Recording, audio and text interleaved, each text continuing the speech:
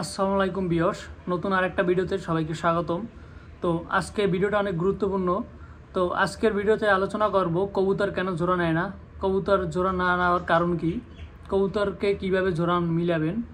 তো এই নিয়ে আজকের ভিডিওটা রয়েছে। তো ভিডিওটা আপনারা সম্পূর্ণ দেখার চেষ্টা করবেন, না টেনে, কারণ সম্পূর্ণ দেখলে আশা করি আপনারা ভিডিওটা দেখে অনেক উপকৃত হবেন। তো ভিউয়ার্স, ভিডিওটা শুরু করার আগে আপনাদের কাছে একটাই রিকোয়েস্ট, তো আমাদের চ্যানেলে যারা নতুন, চ্যানেলটা সাবস্ক্রাইব করে ভিডিওতে লাইক করে আমাদের পাশে থাকুন। তো ভিউয়ার্স, ভিডিওটা শুরু করি। অনেক কবুতর রয়েছে 5 মিনিটে জোড়া নেয়, আবার অনেক কবুতর রয়েছে 10 মিনিটে জোড়া নেয়, আবার অনেক কবুতর রয়েছে 15 মিনিটে জোড়া নেয়। তো জোড়া না নেওয়ার কারণটা কি, তো সেই সম্পর্কে বলি। তো যারা কবুতর জোড়া দিব, তো কবুতর যেখান থেকে আমরা সংগ্রহ করি না কেন, বাজার থেকে বা কোনো ব্যক্তি থেকে যদি আমরা কবুতর সংগ্রহ করি, তখন আমাদের কবুতর আগে 100% শিওর হয়ে নিতে হবে কোনটা নর কোনটা মাদি।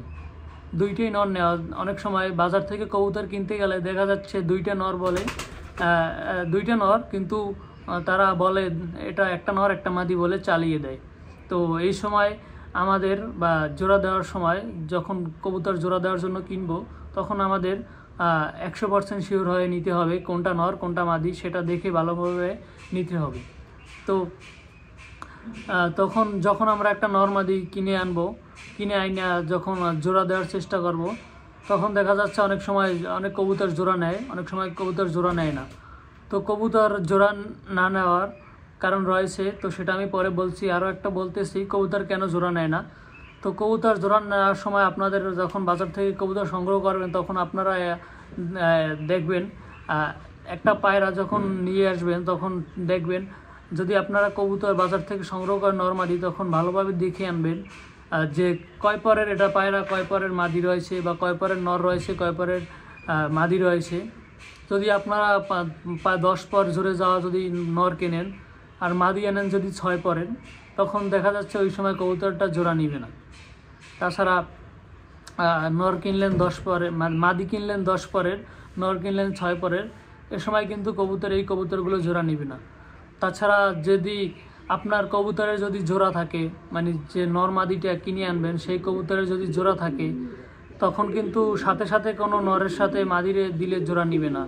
আর মাদির যদি বাসায় ডিম থাকে, বা তখন কিন্তু কবুতর মাদির জোড়া নিবে না সাথে সাথে।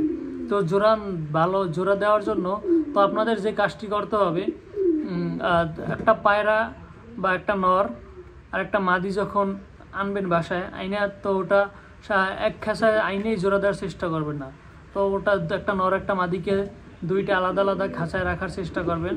তো ওইভাবে আলাদা আলাদা খাঁচায় রাখবেন, যেভাবে ধরেন নর কবুতরটি যে খাঁচায় রাখবেন তার একটু পাশেই সামান্য কিছু দূরে নর মাদিটা আর একটা খাঁচায় রাখবেন, দুইটা খাঁচায় রাখবেন। তো এইভাবে 6-7 দিন রেখে দিবেন। তো ওরা কিন্তু তখন 6-7 দিন একা থাকার পরে ওরা নর মাদি দুইটাই কিন্তু কাছে আসার চেষ্টা করবে, জোড়া নেওয়ার চেষ্টা করবে, দুইটা আলাদা আলাদা খাঁচায় বসে ডাক শুরু করবে। তো তখন আপনারা সাথে সাথে কবুতরটা একটা খাঁচায় দিয়ে দিবেন, তখন দেখবেন জোড়া নিয়ে নিচ্ছে। তো এভাবেই আপনারা সহজ উপায় কবুতরটিকে জোড়া দিতে পারেন, এবং সাথে সাথে কবুতরটা জোড়া নিয়ে নেবে। তো ভিউয়ার্স, ভিডিওটা যদি আপনাদের ভালো লাগে থাকে, চ্যানেলটা সাবস্ক্রাইব করে ভিডিও লাইক করে আমাদের পাশে থাকুন সবসময়।